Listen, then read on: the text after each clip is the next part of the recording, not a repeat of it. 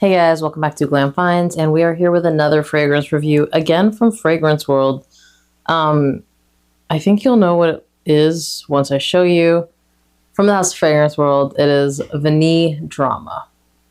Now, as you can tell by this bottle, this is a clone of the Dior Privé line Vanilla Diorama, which I actually like. I got to try it when I was at, I don't remember which boutique or which store back in the day when I was in New York. I really don't go to the stores, the big stores with the boutiques around here. But when I was in New York, I met up with my boy Kari and we hit up every boutique. And I don't know, I think this is one I took a sample home of. But I liked it. And I have another dupe of this one too. I really enjoy the DNA. So let's go ahead and talk about it. So this is obviously a really nice vanilla fragrance. It has like a little bit of effervescence. It's got a really nice rum note, so it has a little bit of booziness, some cacao spices like pink pepper and cardamom, and a really nice like creamy base. It does in the opening have like almost this like real tiny touch of dirtiness, but I think it's coming from the patchouli. But it's a really good fragrance. I like the original. I like the Vanilla Diorama. I've always thought that was a really nice one. And I actually really like this too. It's nice. It's sweet. It's boozy. Really balanced vanilla to me. And again, just like a touch of like dirtiness in the open. It goes away. You have to be looking for it. I feel like I always find it though. This is the late dry down because I was going to film this video this morning. I didn't get a chance, so I'm doing it now. Sorry about that. My puppies were playing. So let's keep smelling it. Yeah, I think it's like a really, really well-balanced fragrance. You got your spices. You've got the cacao and the rum are front and center. Blended in with that vanilla because obviously it's a vanilla fragrance. And then it's got a really nice sweetness and a nice spiciness. I don't think it's too spicy at all. It's just got like the perfect subtle amount of spiciness. And I think that the way that this is blended, we're going to skip around just a little because I do feel like I want to mention this first, makes it perfectly unisex. So I think like a woman would absolutely adore this. I personally adore it.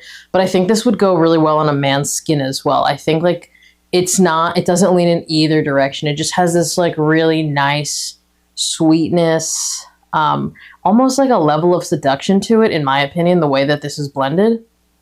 Again, I think it has like, it's not one-to-one. I really don't think, I think that there are very few clones that are one-to-one. It's not one-to-one, but it's pretty close. In the air, I think you're going to get like a pretty big similarity. I do think the original is a little bit more rich, obviously, but you have to be a little bit more rich to buy that one. So we'll talk about that when we talk about the price of this fragrance. I think that it is just perfectly unisex. Maybe leans slightly more mature in age, although it's sweet. But it has like kind of like grown vibes. So I feel like I just want to mention that as well. Again, if you smell the original, this gets pretty close in my opinion. As long as you don't need it to be one-to-one, because that's a tough one anyway, this is going to do the job. At least it does for me. I don't think it's quite as effervescent as the original. But going from there, let's talk about performance. No qualms on performance. I will say this. You get well over a workday. Good projection for the first couple hours. It never goes beast mode. I think you guys already know. I don't have to mention it in every video, but I'll say it again. I don't like beast mode fragrances.